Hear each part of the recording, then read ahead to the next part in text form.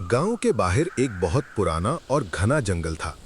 गांव वाले उसे स्याह जंगल कहते थे। दिन के वक्त भी वहां अजीब सा अंधेरा रहता था, क्योंकि दरख्त इतने घने थे कि सूरज की रोशनी जमीन तक मुश्किल से पहुंचती थी।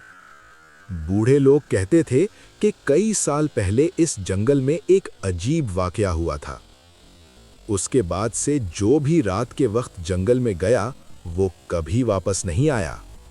एक रात अली ने अपने दोस्तों से कहा, मैं आज रात इस जंगल में जाकर देखूंगा कि वहां वाकई कोई बदरू है या नहीं। उसके दोस्त डर गए, लेकिन अली ने किसी की बात न सुनी। रात बहुत गहरी थी, आसमान पर बादल थे और चांद कभी नजर आता था, कभी छुप जाता था। अली हाथ में लालटेन लेकर जंगल की तरफ चल पड़ा। जैसे ही वो जंगल के अंदर दाखिल हुआ, माहौल बदल गया। अली ने खुद को मजबूत रखने की कोशिश की, मगर अचानक उसे महसूस हुआ कि कोई उसके पीछे चल रहा है। उसने फौरन पीछे मुड़कर देखा, मगर वहां कोई नहीं था। अली ने कदम तेज कर दिए। चंद मिनट बाद उसे दूर से किसी के रोने की आवाज सुनाई दी। वो आवाज इतनी उदास और खौफनाक थी कि अली के जिस्म में कपकपी दौड़ गई, मगर तजस्सुस ने उसे आगे बढ़ने पर मजबूर कर दिया। वो आवाज के पीछे चलता रहा, यहाँ तक कि उसे एक पुराना टूटा हुआ घर बहुत पुराना लग रहा था। उसकी दीवारों पर बेलें चढ़ी हुई थीं और खिड़कियां टूटी हुई थीं। जैसे ही अली दरवाजे के करीब पहुंचा, दरवाजा खुद ब खुद चरचराते हुए खुल गया। अली का दिल जोर जोर से धड़कने लगा। वो आहिस्ता आहिस्ता घर के अंदर दाखिल हुआ। अंदर मुकम्मल अंधेरा था।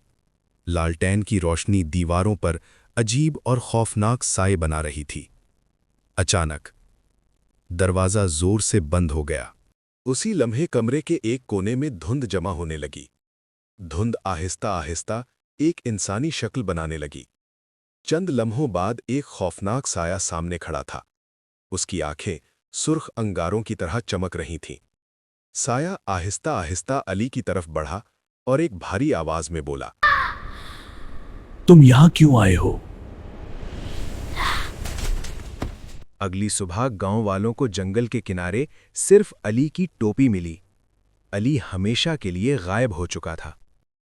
अचानक उमर ने देखा कि दीवारों पर कई साए बंद थे और उनमें अली और हसन के साए भी थे।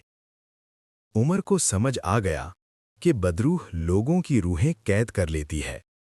अचानक कमरा आग और रोशनी से भर गया। बदरूह खौफनाक चीख मारकर धुंध में बदलने लगी। चंद लम्हों बाद सब कुछ खामोश हो गया। अगली सुबह गांव वालों ने देखा कि जंगल के अंदर वो पुराना घर जलकर राख हो चुका था और पहली बार जंगल बिल्कुल खामोश था।